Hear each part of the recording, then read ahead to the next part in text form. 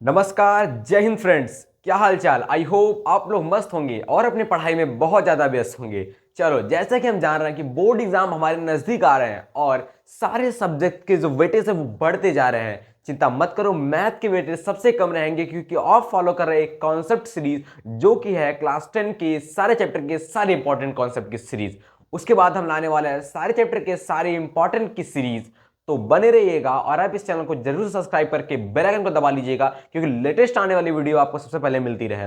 और कोई भी प्रॉब्लम हो तो कमेंट वीडियो में जरूर पूछा करिएगा।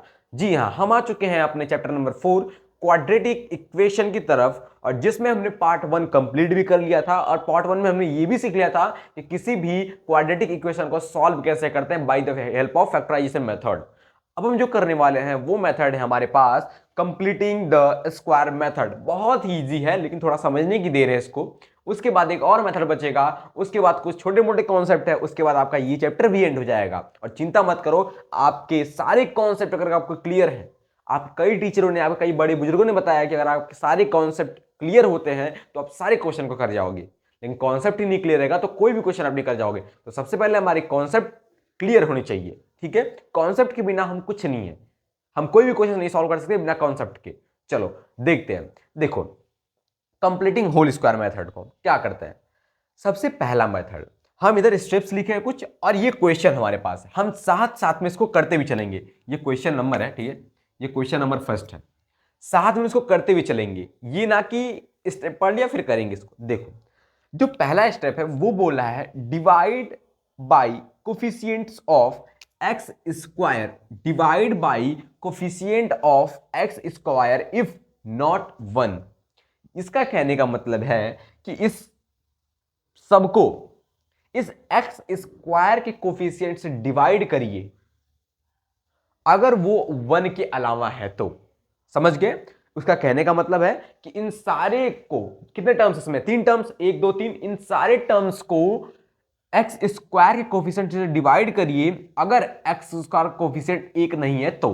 अगर भैया 1 रहेगा तो फिर, अरे भाई देखो, अगर एक्स स्क्वायर कोफिशिएंट 1 है तो 1 से डिवाइड करेंगे तो भाई वही आ जाएगी ना। हम अगर 16 में 1 से डिवाइड कर रहे हैं तो 16 ही आएगा ना, क्योंकि डिनोमिनेटर में 1 का कोई वैल्यूज होती ही नहीं है, तो इसलिए लिख दिया यहां पर इफ नॉट 1। तो अभी हमारे पास यहां एक्स स्क्वायर कोफिशिएंट 1 दिख रहा है, इसलिए हम इसको डिवाइड नहीं करेंगे, हम इसको क्या करेंगे, छोड़ देंगे।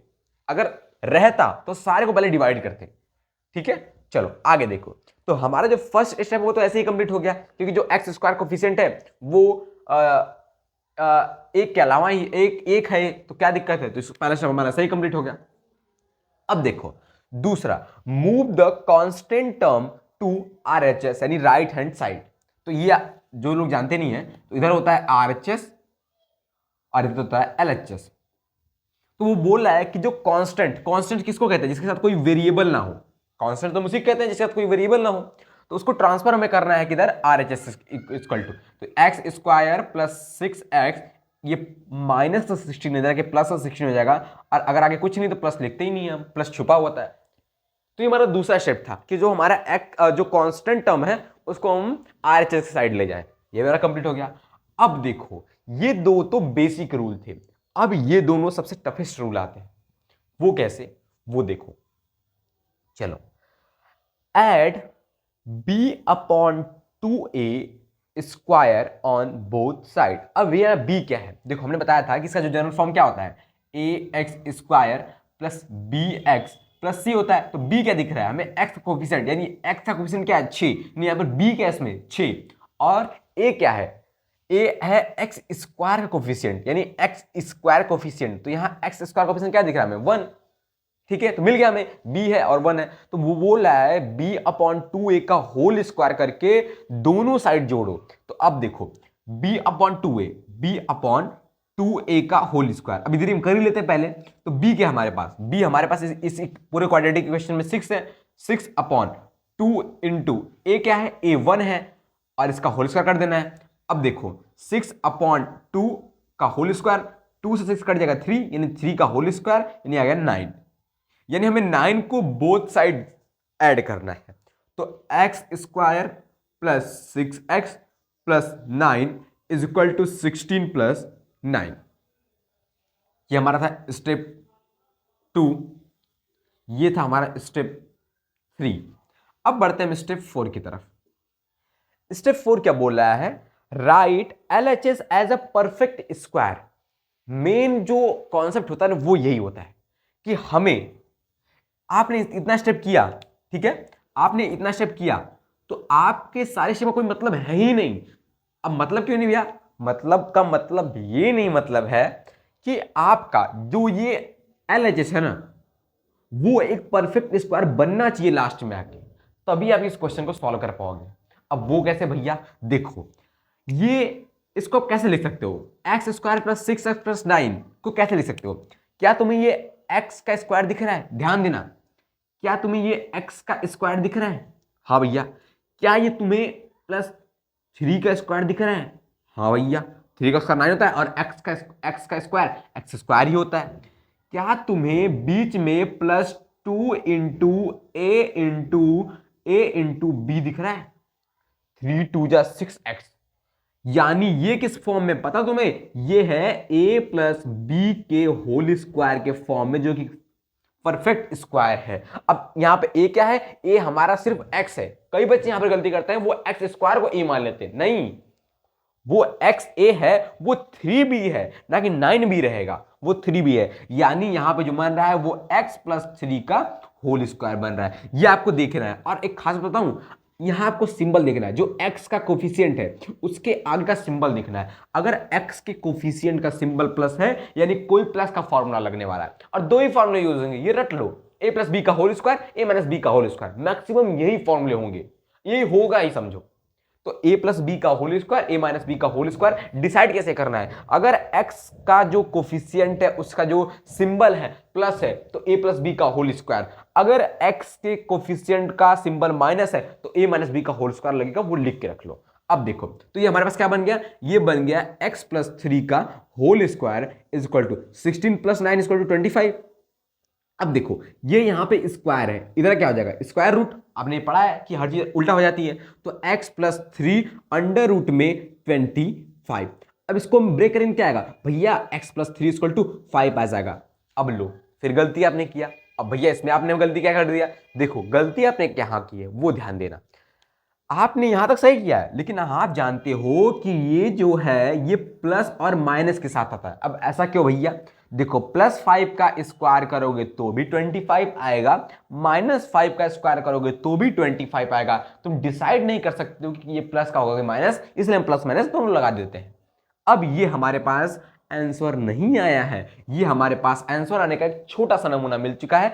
अब क्या करेंगे? एक बार x plus 3 is equal to plus का 5 ले लेंगे, एक बार x plus 3 is equal to minus का 5 ले लेंगे। यहां से एक x की वैल्यू निकालेंगे तो 2 आ जाएगा, और यहां से एक x की वैल्यू निकालेंगे तो माइनस का 8 आ जाएगा। ये दोनों आपके हो गए आंसर। बहुत ही आसान मेथड, आपको ये सारे स्टेप फॉलो करने हैं। ये पहला स्टेप था, ये दूसरा स्टेप, ये सॉरी, यहां पे पहला स्टेप था ही नहीं, क्योंकि पहला स्टेप तो पहले ही दिख गया कि अगर इफ नॉट 1, अगर एक्स स्क्वायर कोफिशिएंट 1 नहीं है तो ठीक है। तो दूसरा स्टेप, तीसरा स्टेप, चौथा स्टेप में किया हमने, और फिर वहां से हमारे पास एक ये निकल के आया, उससे हमने x plus 3 equal to plus minus की 5 निकाला। अब एक बार प्लस 5 लेके सॉल्व कर लेंगे, एक बार माइनस 5 लेके सॉल्व कर लेंगे, और x की दो दो वैल्यू आ जाएंगी। अब x की दो दो वैल्यू क्यों? क्योंकि क्वाड्रेटिक इक्वेशन बोला है, और क्वाड्रेटिक मतलब होता है कि उस इक्वेशन की जो मैक्सिमम पावर होगी, जो डिग्री होगी, वो 2 होती है, और किसी भी इक्वेशन की जितनी डिग्री होती है उतनी उसके सोल्यूशन निकल के आते हैं। समझ गए? जितनी उसकी डिग्री होती है उतने उसके सोल्यूशन निकल के आते हैं, या फिर जितने वेरिएबल्स उसमें होते हैं उतने उसके सोल्यूशन निकल के आते हैं। ये तो होगा। तो हमने सीखा है completing the whole square method. Same to same एक क्वेश्चन आपको इस पे हम और कराते हैं जहां ये डिफर हो, यानी यहां पर 1 ना हो, कुछ और हो। चलो, हमने लिया है वो है 2x square plus 7x plus 5 is equal to 0। अब यहां पर जो हमारा एक्स स्क्वायर कोफिशिएंट है वो 1 नहीं है, ये इरेज हो गया यहां पे, ये 1 नहीं है, इफ नॉट 1, यानी 1 ये तो नहीं है। अब क्या करेंगे? Dividing by coefficient of x square if not 1, तो नॉट 1 नहीं है तो हमें एक्स स्क्वायर के कोफिशिएंट से सारे टर्म्स को डिवाइड करना पड़ेगा। इसका कहने का मतलब ये है कि जो एक्स स्क्वायर कोफिशिएंट है, तो एक्स स्क्वायर कोफिशिएंट क्या दिख रहा है हमें? एक्स स्क्वायर कोफिशिएंट 2 है, तो हम इस पूरे में 2 से डिवाइड कराएंगे। तो क्या क्या करेंगे भाई? 2x square upon 2 plus 7 upon 2x plus 5 upon 2 is equal to 0। ये 2 से 2 चला जाएगा। अच्छा, अब समझो एक बात, क्यों हम डिवाइड ही करा रहे हैं एक्स स्क्वायर कोफिशिएंट से? जो मेन कॉन्सेप्ट है ना, वो हमें क्या करना है, इस एक्स स्क्वायर का जो कोफिशिएंट है उसको 1 बनाना है। बस ये नियम समझ लो भाई। पहला स्टेप याद नहीं रहा तो ये याद रख लेना कि एक्स कोफिशिएंट हमें 1 बनाना है। अगर 1 बनाना है तो जिससे वो मल्टीप्लाई है उससे हम डिवाइड करा देना पड़ेगा, 1 बन जाए। देखो 2 था, 2 से डिवाइड कर दिया सारे में, तो एक में डिवाइड करा नहीं सकते हो क्योंकि हमें सारे टर्म उसको इक्वल लेके चलना है, तो हम सारे में डिवाइड करा दिए। तो ये देखो 1 बन गया। अभी क्या बन गया हमारे पास, ये बन गया x square plus 7/2x plus 5/2 equal to 0। पहला स्टेप कंप्लीट। अब दूसरा step, move the constant term to RHS. ये कांस्टेंट टर्म है, इसको हम आरएचएस साइड ला देंगे, यानी x square plus 7/2x is equal to -5/2 हो जाएगा, क्योंकि यहाँ पे प्लस 5/2 था। आराम समझ गया। दूसरा स्टेप कंप्लीट। एट b/2a का whole square on both side. अब निकालेंगे b/2 क्या है, इसमें b क्या है, b हमारे पास है 7/2 इंटू a क्या है। आप इसको मत देखना, जो मेन क्वेश्चन है उसको आप b मानना। कई बच्चे ये b ले लेंगे, ये नहीं लेना, आपको पहले का b लेना है। तो b/2 इंटू a क्या है 2 का होल स्क्वायर।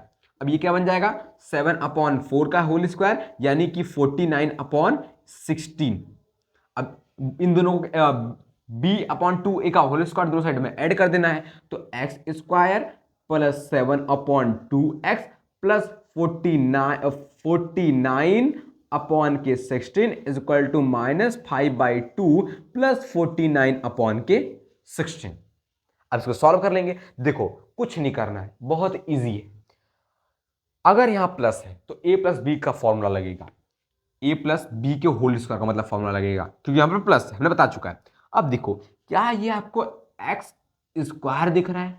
हाँ भैया। क्या ये आपको, इसको छोड़ो अभी बीच वाले को, बीच से आप बीच को बाद निकालना। क्या आपको ये 7/4 दिख रहा है? पहले आप दोनों को होल स्क्वायर वाला खोजना, दोनों होल स्क्वायर मिल गए, अब बीच वाला अपने से लगा लोगे। क्या ये आपको एक्स का होल स्क्वायर दिख रहा है? हाँ भैया। क्या ये आपको 7/4 का होल स्क्वायर दिख रहा है 49/16? हाँ भैया, अभी हमने निकाला था ये ना। अब बीच में क्या होता है, a square plus b square plus 2ab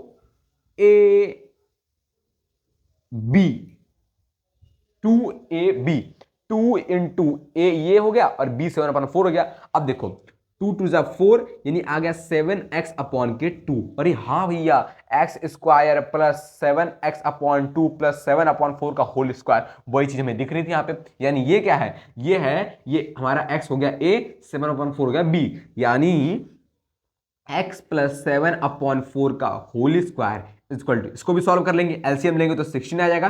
2 8 जा 16, तो 8 5 जा 40, तो माइनस का 40 और 16 हो जाए 60, तो यहाँ पर 49 ही हो जाएगा। अब इसको फिर आगे, इसको खोलना मत, क्योंकि खोलोगे तो फिर वही चीज आएगी, इसको आप लेके चलना है सही। 7/4 का होल स्क्वायर इक्वल टू ये आपका हो जाएगा 9/16। ये स्क्वायर है, इधर क्या हो जाएगा स्क्वायर रूट, यानी x plus 7/4 equal to under root में 9/16,